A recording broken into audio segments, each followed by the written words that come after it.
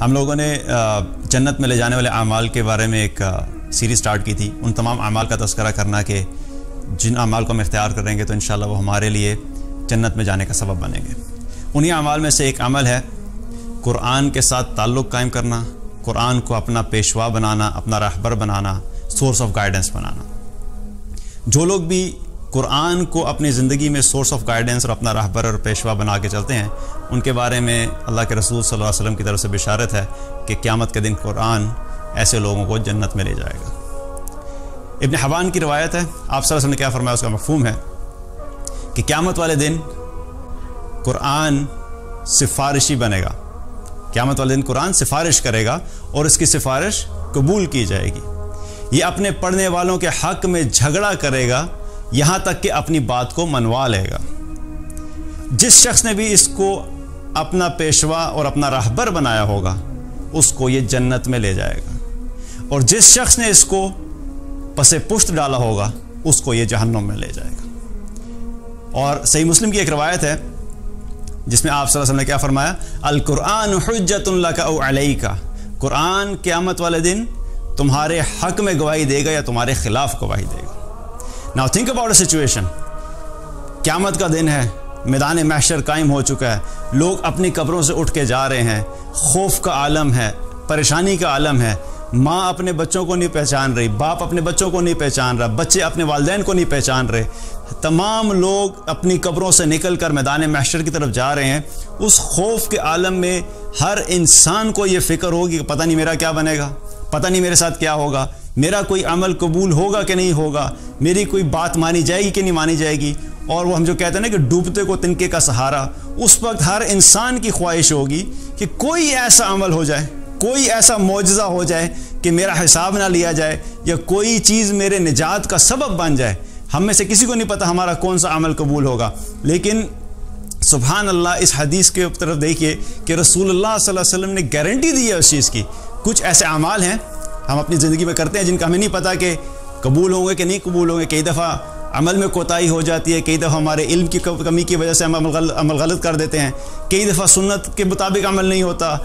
ہمارے اعمال ایسے ہیں کہ جس کی ہمیں گارنٹی نہیں ہے کہ پتہ نہیں کون سا قبول ہوگا یا نہیں قبول ہوگا۔ اس وقت ہمیں ضرورت پڑے گی کہ کوئی بھی چیز ہماری نجات کا باعث بنے۔ تو اس حدیث کے مطابق آپ صلی اللہ علیہ وسلم کیا فرما رہے ہیں کہ جس شخص نے بھی قرآن کو اپنا پیشوا بنایا ہوگا، اب آپ سوچئے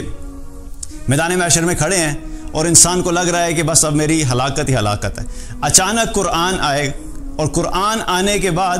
اس شخص کے بارے میں کہے کہ یا اللہ یہ وہ بندہ ہے جو مجھے پڑھا کرتا تھا، یہ وہ بندہ ہے جو میری تلاوت بھی کیا کرتا تھا، یہ وہ بندہ ہے جو مجھے ترجمے سے پڑھا کرتا تھا، یہ وہ شخص ہے جو میری بات پہ عمل کیا کرتا تھا۔ آج میں اس شخص کے لیے آپ کی بارگاہ میں سفارش کرتا ہوں، اور اللہ کے رسول صلی اللہ علیہ وسلم کیا فرما رہے ہیں کہ اس کی سفارش قبول کی جائے گی اور اس کو جنت میں لے کے جائے گا۔ Now think about it، آج ہمیں اپنا جائزہ لینا چاہیے کہ آج ہمارا قرآن کے ساتھ کیا رویہ ہے، کیونکہ یہ کن لوگوں کے لیے بشارت ہے جنہوں نے قرآن کو اپنا سورس آف گائیڈنس بنایا ہوگا۔ جب قرآن نے انہیں کہا کہ اس طرف چلو تو وہ اس طرف چلے، قرآن نے کہا کہ یہ کام کرو تو انہوں نے کام کیا، جس چیز سے قرآن نے روکا وہ رک گئے۔ قرآن نے جب انہیں کہا کہ اقیم الصلاۃ، نماز قائم کرو، وہ نماز قائم کرتے تھے۔ قرآن نے کہا اعطاء زکوٰۃ، زکوٰۃ دو، زکوٰۃ دیا کرتے تھے۔ قرآن نے کہا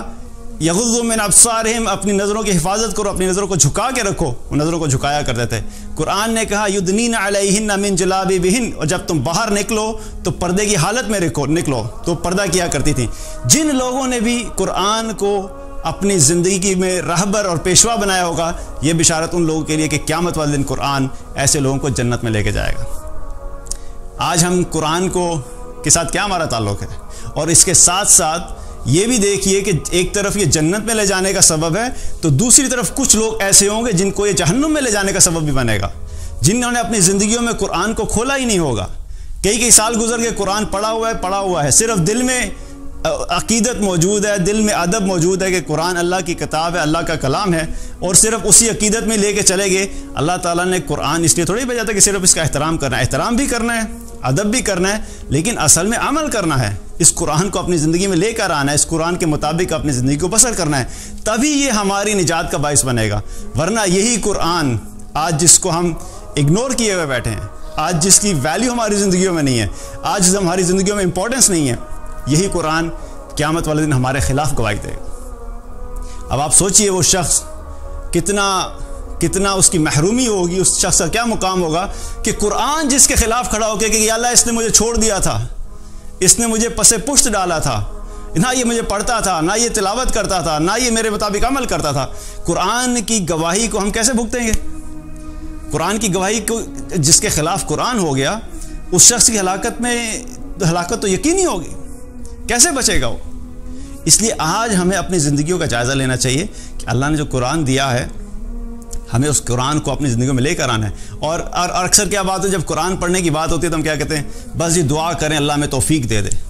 کبھی اپنے کھانے کے لیے ہم نے کہا جی دعا کریں اللہ میں کھانے کی توفیق دے دے، کبھی ہم نے کہا جی کپڑے پہننے کے لیے دعا کریں جی اللہ ہمیں کپڑے پہننے کی توفیق دے دے، کبھی ہم اپنے شاپنگ کے لیے جاتے ہیں تو ہم کہتے ہیں دعا کریں اللہ ہمیں شاپنگ کی توفیق دے دے۔